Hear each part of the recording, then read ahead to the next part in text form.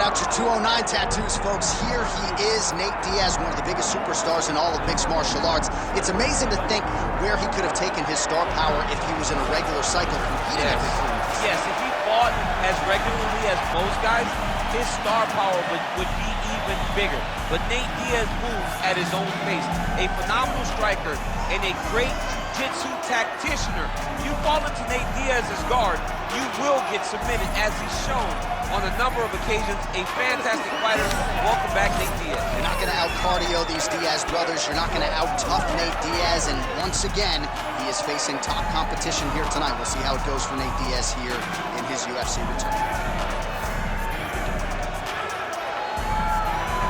Nate Diaz, ready to battle and take home that elusive UFC gold.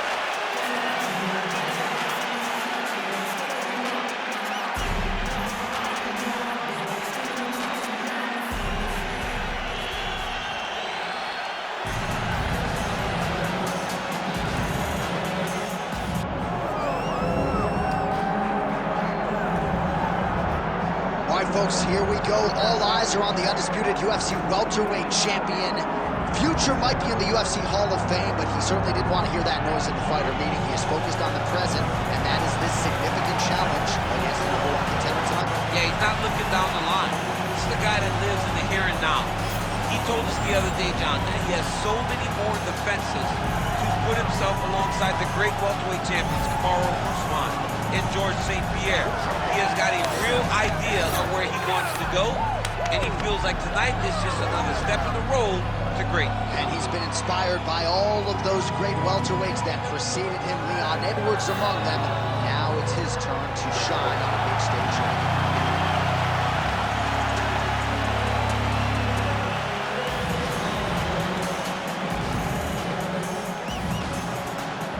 Our tale of the tape for this welterweight championship fight. Here is Bruce Buffer. Ladies and gentlemen, this is the main event of the evening.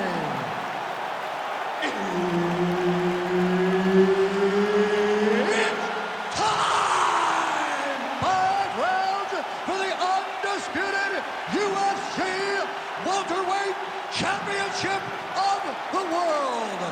Introducing first, fighting out of the blue corner, presenting the challenger, Nate Diaz. And now introducing the champion, fighting out of the red corner, presenting the reigning, defending, undisputed UFC welterweight champion of the world, El Diablo. Herb Dean, our referee for this one. Ready. All right, so as we get this stand-up-only fight underway, just a quick reminder on the rule set: no grappling or wrestling of any type, and fighters also cannot follow up with ground strikes on the canvas. So if you knock your opponent down, you cannot follow up with strikes. Very important to point that out here at the beginning of round 1.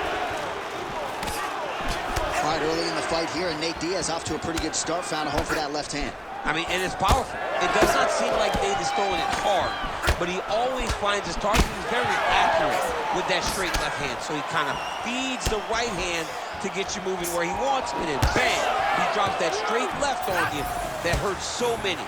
Hurt Conor McGregor, and he hurt the welterweight champion, Leon Edwards, in the same way. Quick jab.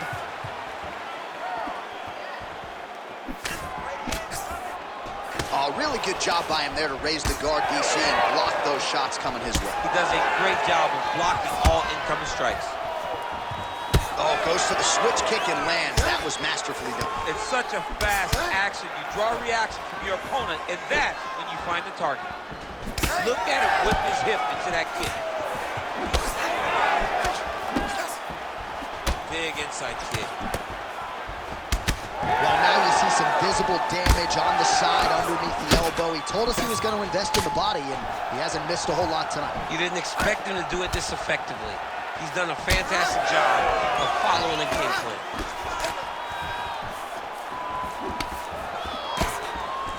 push kick there to the body.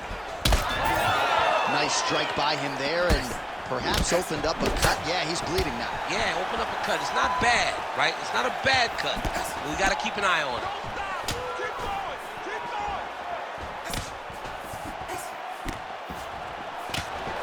Well, he continues to do a nice job here defensively, protecting his head, raising the guard, and really frustrating the offensive fighter a little bit. Lesson 1, in boxing class, hands up, chin down. Diaz's eye starting to close up. Got to get that end swell on it between rounds if we get there. Strike lands there, and somehow his opponent's chin held up. His opponent's chin held up, but you do not want to be on the receiving end of those types of strikes. He hurt him bad. Back to his feet.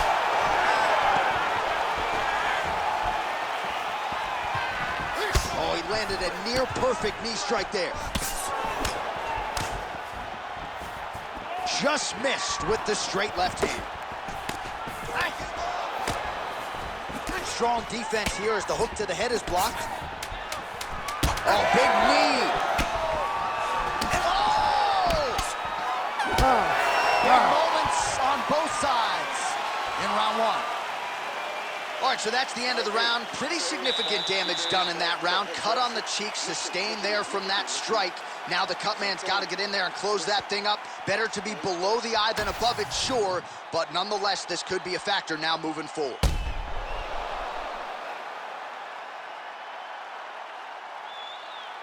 So the crowd voicing its appreciation after that round. We had a knockdown courtesy of a punch midway through. DC, here's your highlight. It was straight. He threw him in combination and landed that big punch that really did hurt his opponent. Lesser men would have been done. He's got a tough guy in front of him. He will have to go back to this again. He will have to get back to this action if he wants to get the desired finish. Second round underway. Just out of range with that right hand. Oh, nice job by Nate Diaz yet again to find a home for that left. Yeah, he finds that left hand, John, and as we have spoken to time and time again, it does not look like he's throwing it hard, but he's so accurate and is hitting so well behind that slap right hand that when he lands the left, he can hurt anybody. That is Nate Diaz when he's at his best. Diaz gets tagged with a kick now. Let's see if he can rally. But he needs to check one of these kicks. He has to discourage him. His head's still attached to his body. The last time I saw an uppercut like that, it was Overeem versus Ngannou. And you know we still haven't found Alistair Overeem's head. Bleeding now, nasty cut on his nose. All right, so an opportunity goes by the boards. He had him stunned.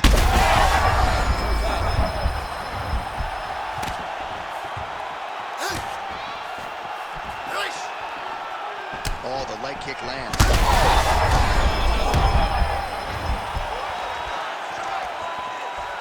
And just inches away from landing one of those big right hands.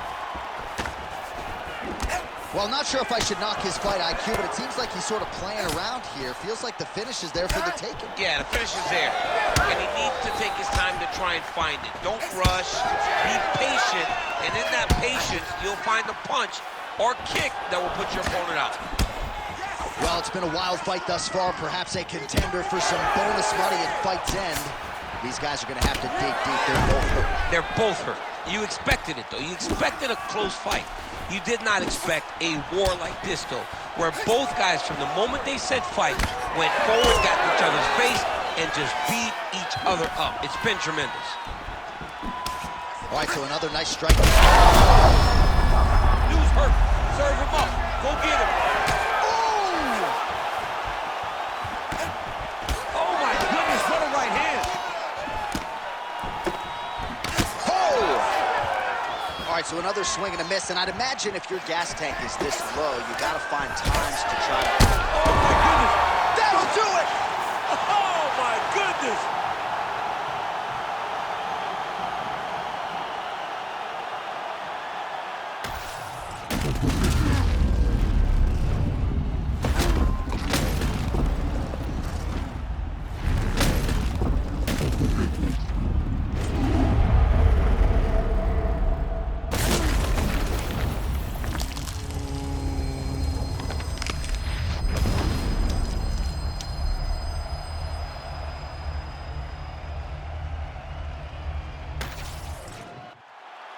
All right, here now, Bruce Buffer with the official decision. Ladies and gentlemen, referee Herb Dean has called a stop to this contest at 3 minutes, 57 seconds of round number 2.